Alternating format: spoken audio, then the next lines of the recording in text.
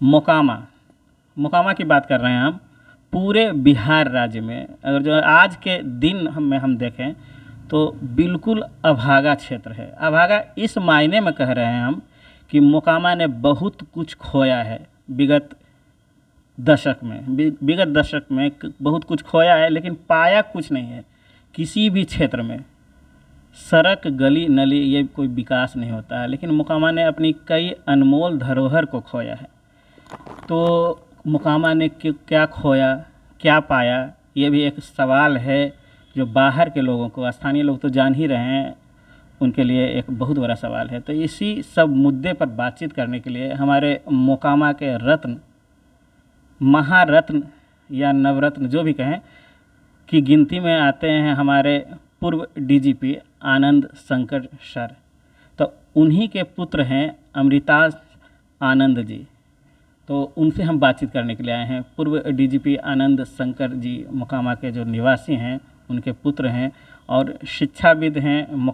पटना में अपने आवास पर कई दशकों से ये शिक्षा के क्षेत्र में अपना विद्यालय भी संचालित कर रहे हैं और साथ में कई सामाजिक गतिविधि में भी शामिल होता है। मोकामा से खास लगाव है क्योंकि इनका जन्मभूमि है मोकामा। बिहार के प्रथम मुख्यमंत्री श्री कृष्ण बाबू के परनाती भी हैं अमृतांश आनंद जी, और इन्हीं से बातचीत करने के लिए आए हैं। आपका बहुत बहुत स्वागत है भैया हमारे बिहार में। बहुत बहुत धन्यवाद मुन्ना जी। सबसे पहले मैं नमस्कार करना चाहूँगा आपके चैनल के समस्त व्यूअर्स को। आप सबको साधुवाद है। और जैसा कि आपने बताया मोकामा के बारे में, मैं व्यक्तिगत रूप से तो वहाँ कम रहा हूँ, लेकिन पिताजी भी आज के डेट में ज़रूर कहते हैं कि हमसे ज़्यादा लगाव इसको गांव से है।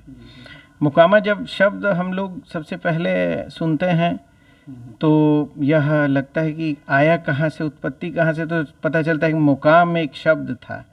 शायद भगवान राम भी वहाँ हॉल्ट किए थे अपने वनवास के दौरान। एक कहानी यह पता चलती है। दूसरा, यह जो शब्द आता है तो हम लोग सबसे पहले सुनते हैं कि गौरवशाली इतिहास का मोकामा का। बड़े बुजुर्गों से हमने सुना है कि मोकामा को मिनी कलकत्ता कहा जाता था। वहाँ आपको बाटा, मैकडोवेल, भारत वैगन, ब्रिटानिया, सूता फैक्ट्री, सिंदूर फैक्ट्री, उद्योग नगरी मिनी कलकत्ता कहा जाता था। ये तो औद्योगिक हो गया। इसके अलावा स्वास्थ्य के क्षेत्र में भी नाजरत हॉस्पिटल अग्रणी था। करीब 10 जिला का इलाज अकेले वो लोग करते थे और बेहतरीन करते थे। इसके अलावा अनाज का मेजर गद्दी था। देश विदेश से लोग भी वहाँ का चना लेने के लिए आते थे। मगर आज का मोकामा कहाँ खड़ा है वो शायद हमसे कहीं बेहतर मोकामा वासी जानते होंगे। आज वो सारे उद्योग बंद पड़े हैं। एक तरह से आप कहिए कि जैसे इंग्लैंड में मैनचेस्टर एक शहर था जहाँ पे कि सारा जो सूत का मिल था और वर्ल्ड ओवर से कॉटन का कपड़ा बन के आता था आज़ादी से पहले के समय का, और आज उसको ग्रेवयार्ड कहा जाता है, अर्थात कब्रिस्तान। तो एक तरह से मोकामा का भी जो उद्योग है वो कब्रिस्तान में जा चुका है। ये जितनी भी फैक्ट्रियों का हमने नाम लिया, चाहे बाटा हो, मैकडोवेल हो, भारत वैगन हो, ब्रिटानिया हो, सिंदूर फैक्ट्री हो, सूता फैक्ट्री हो, ये सब बंद पड़े हैं। अब आश्चर्यजनक बात यह है कि मोकामा जो है वो आज के डेट में गिनती में, तो अगर मोकामा के बाहर के लोगों से पूछिए तो वो तो कहेंगे कि वीरों की भूमि है। एक से एक वहाँ माने विधायक रहे हैं जो अपने बाहुबल पराक्रम से देश तक के स्तर पर नाम कमाए हैं। इसके अलावा हमारे अन्य भी जो जनप्रतिनिधि हैं, एमएलसी साहब लोग हैं और सांसद महोदय भी बहुत पावरफुल लोग हैं। मगर एक चीज़ समझ में नहीं आती है और वो ये है कि इतने प्रभावशाली लोग होने के बावजूद भी वहाँ ये सारी चीज़ें बंद होती चली गईं और कुछ नहीं हुआ। मोकामा ने सिर्फ खोया है, बल्कि जो भी वहाँ की धरोहर थी, जो भी उद्योग का केंद्र था, रोजगार का केंद्र था, सब खो दिया। तो आखिर ऐसा हुआ कैसे? देखिए, एक बात जान लीजिए, एक बार मैं अपने हमारे गुरु के स्थान पर हैं माननीय अभयानंद जी, जो कि डीजीपी रह चुके हैं और सुपर 30 के जनक हैं। एक बार हमारी उनसे बात चल रही थी, तो वो एक बता रहे थे कि हम इंग्लैंड हम लोग घूमने गए थे, तो उन्होंने दिखाया कि जो हम लोग का ये जो सदन है उसको उन्होंने बताया कि this is where we make our laws, मतलब हम लोग अपने कानून यहाँ बनाते हैं।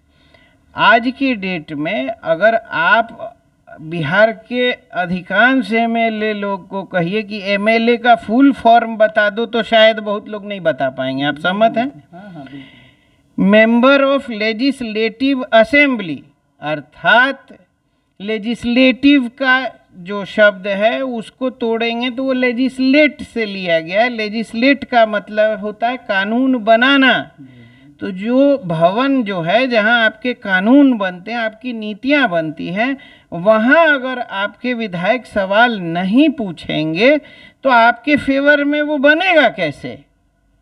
आखिर आप, जैसे हम लोग को मौका मिला था 2020 के चुनाव में, हम लोग कैंपेनिंग किए थे, तो हमने यही सवाल पूछा था कि आप ये बताइए कि 1990 से, और मैं 90 से बात कर रहा हूँ, 1990 से लेके अभी तक के कितने बार सदन में, विधानसभा में मोकामा पर सवाल उठाया गया है। सवाल दो प्रकार के होते हैं, लिखित और मौखिक। ये तो आरटीआई डाल के आप लोग भी निकालिए इस चीज़ को और बताइए जनता को। जहाँ तक हमारा ज्ञान है, हमको जो सूचना प्राप्त है उसमें यह है कि शायद एक भी सवाल नहीं पूछा गया। तो जहाँ सवाल नहीं पूछा जाएगा वहाँ कहाँ से आपका उद्योग बचेगा?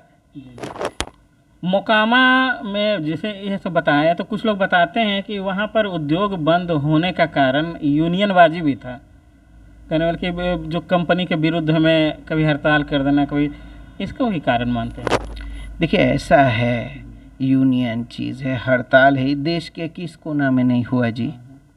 आपके लिए अकेले नहीं ना है। अब जो फॉर एग्जांपल लोग कहते हैं कोरोना आया, अर्थव्यवस्था को एकदम डुबा दिया, तो हमारे आपके अकेले के लिए थोड़े था, वो तो विश्व स्तर पे था, पेंडेमिक था। अभी जो यूनियन बाजी है ये कहाँ नहीं है? आप उसको मैनेज कीजिएगा ना, आप उसको रेगुलेट कीजिए, मैनेज कीजिए, और फिर वहीं आप आ गए। रेगुलेशन कैसे निकलेगा? लॉ से निकलेगा।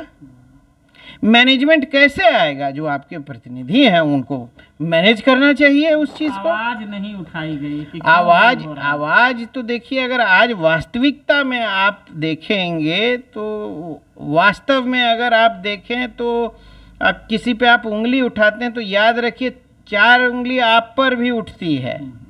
तो याद रखिए, जो लोग हैं अंतोगत्वा सवाल उन्हीं पे उठता है, चूँकि वोट वही देते हैं, जिताते वही हैं। आखिर आपने किन तरह के प्रतिनिधियों को चुना है जो एक सवाल नहीं उठा सके? सही है? हाँ। अच्छा, ये नाजरथ के बारे में आप बता रहे हैं, ये तो हम लोग को भी याद है कि उत्तर बिहार और दक्षिण बिहार का सबसे बड़ा प्रमुख स्वास्थ्य केंद्र था। लेकिन आज मोकामा की स्थिति ऐसी है कि कोई गंभीर रोगी और जो बीमार हैं, इमरजेंसी में है, तो कम से कम 90 किलोमीटर दूर आना पड़ता है। पटना एक ही विकल्प है, बीच में तो कहीं कोई इलाज का सुविधा नहीं है।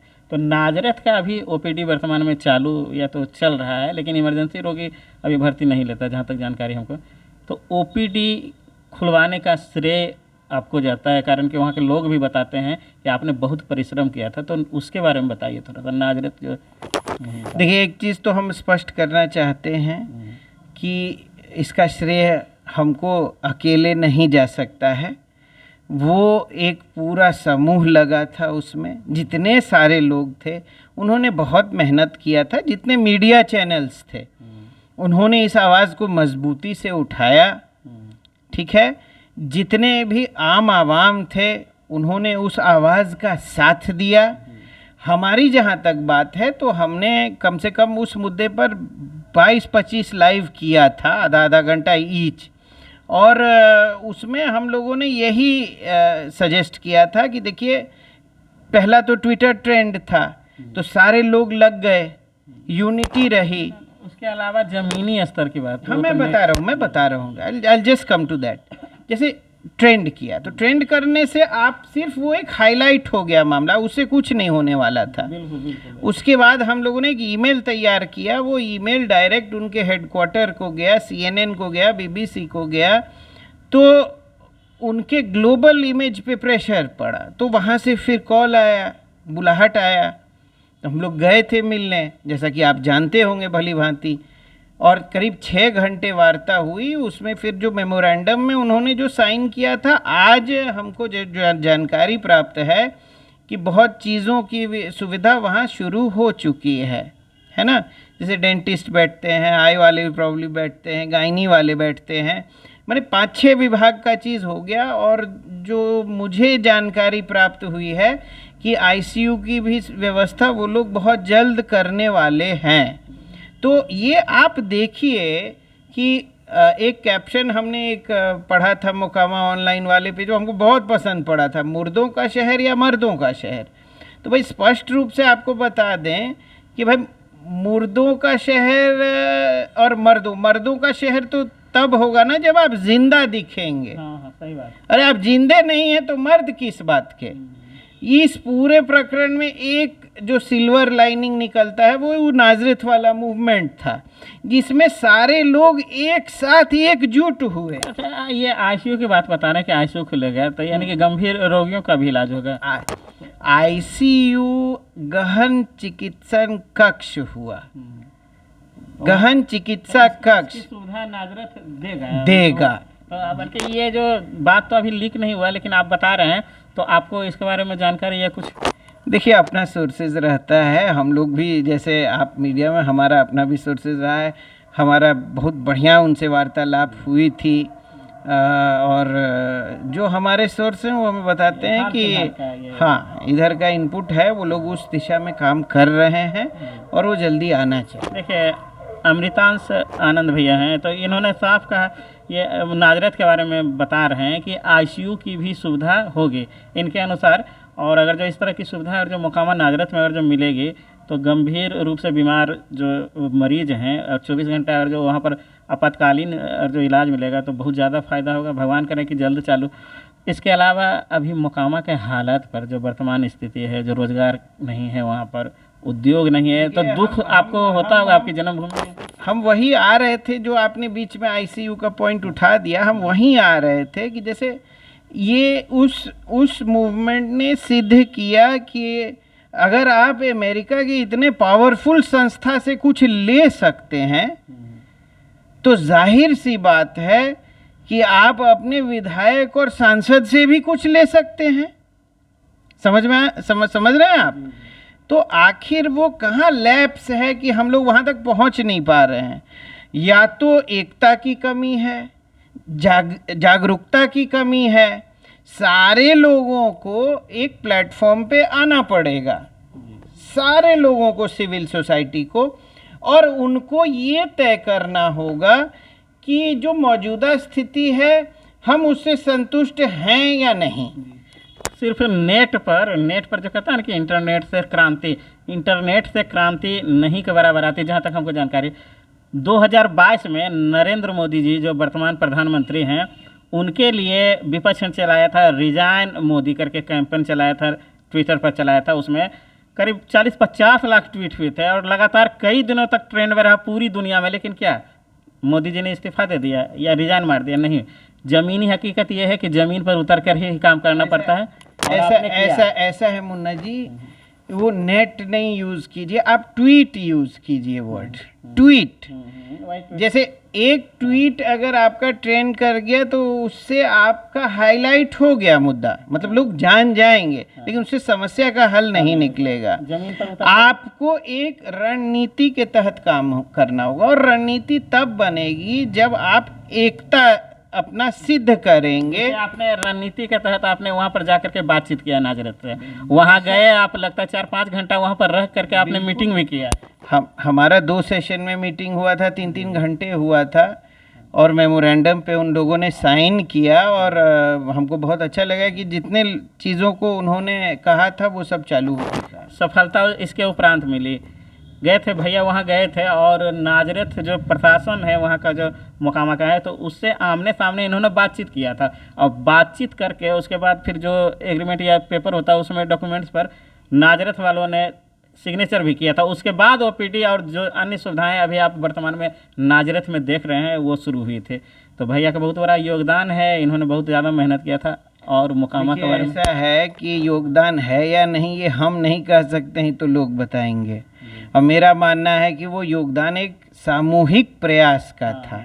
सारे लोग जो उसमें जुड़े हुए थे वो सब उसके हकदार हैं। ओपीडी तो पहले से भी चल रहा था, लेकिन उसके बाद कुछ और सुविधाएं बढ़ाई गई हैं और संभवतः आईसीयू पर भी काम चल रहा है और जल्दी होना चाहिए।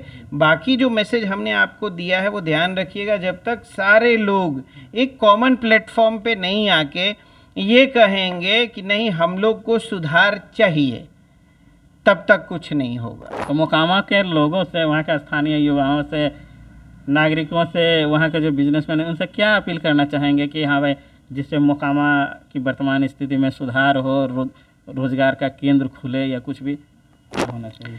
देखिए, एक ही बात बताना चाहेंगे, अगर आप अपने हक के लिए, हुकूक के लिए, अपने अधिकार के लिए लड़ना नहीं जानते हैं तो आपके पास कुछ नहीं बचेगा। फैक्ट्री सारा चला गया, आपका सारा गद्दी लगभग उठ गया। अरे एक छोटा सा आरएमएस केंद्र तक बंद हो गया और चूं भी नहीं होता है। मतलब हम तो आश्चर्यचकित हैं। अरे हमसे बड़े एक प्रबुद्ध वर्ग के लोगों ने कहा कि कोई को आवाज़ उठाया जाए, ये आरओबी जो है मोकामा से खींच के कहीं और ले जाया गया। हम कहे महाराज पहले तो ये बताइए, एक आरएमएस का ऑफिस आप नहीं रोक पाते हैं, चले हैं ब्रिज बनवाने। अरे पहले उसको तो एगो चालू कराने का प्रयास कीजिए। खरहा पकड़ाइए नहीं रहले हैं, चला बाघ मारे ले। जो छोटा केंद्र आपका है वो बंद हो चुका, पहले तो उसको रोकिए। जो आज जा रहा है आपका उसको रोकिए और उसको खुलवाइए। लेकिन जो आज जा रहा है वो तो आप रोक नहीं पा रहे हैं, और जो भविष्य में, बल्कि जो अतीत में चला गया, जो बड़ा केंद्र है, उसके लिए आप प्रयास कर रहे हैं। तो यही कहना है। ये बता देते हैं, अब तो लगभग सारा चीज़ लगभग जा चुका है। क्या क्या बचता है? बचता क्या है आपके पास? एगो ये एफसीआई है, एगो आपका कॉलेज है। हम तो यहाँ तक बोल दिए कि अभी तो आरएमएस केंद्रे गया है। अगर यही रवैया रहा तो मोकामा को हॉल्टो घोषित कर देगा, क्योंकि कोई आवाज़ें उठाने वाला नहीं है, कोई बोलने ही वाला नहीं है आपका। अगर कोई मजबूती से आपकी बात रखेगा तब तो आपकी बात सुनी जाएगी, है कि नहीं? आपको ये जानना होगा ये। और एक बात स्पष्ट जान लीजिए, हम जैसे नाजरत भी हम लोग गए थे बात करने, तो हम जान रहे थे कि हमको उनसे कुछ लेना, हम याचक हैं तो हम विनम्रता से ही ले सकते हैं। कुछ मांगने जाना है तो विनम्रता से आप लेंगे, अकड़ से नहीं ले सकते हैं। आज के डेट में अगर आपको कुछ चाहिए तो आपको आपके सांसद से विनम्रता पूर्वक और तरीके से मांगना होगा, और ये दिखाना होगा कि इतने सारे लोग जो हैं वो इस डिमांड से जुड़े हुए हैं, आप इसको पूरा करेंगे तो लोग पूरा सपोर्ट देगा आपको। देखिए, जो अभी जगह पर है काम तो वही ना देंगे। अरे आज के डेट में आप चले जाइएगा लालू जी के यहाँ तो वो आपको थोड़े कुछ करा सकते हैं। थोड़ा सा अहंकार त्यागिए, और जो वर्तमान में जो पावरफुल हैं, जो राजनीतिज्ञ हैं, उनसे मोकामा के, तो उनसे बात कीजिए। लेकिन अहंकार के कारण भी कुछ लोग बातचीत करना नहीं चाहते हैं। ये इसमें जो राजनीतिक लोग हैं वो तो इतिहास उनको तय करेगा कि जब हस्तिनापुर का चीरहरण हो रहा था, जब मोकामा का चीरहरण हो रहा था, तो आप क्या कर रहे थे, ये एक अलग विषय है, उस पे मत जाइए।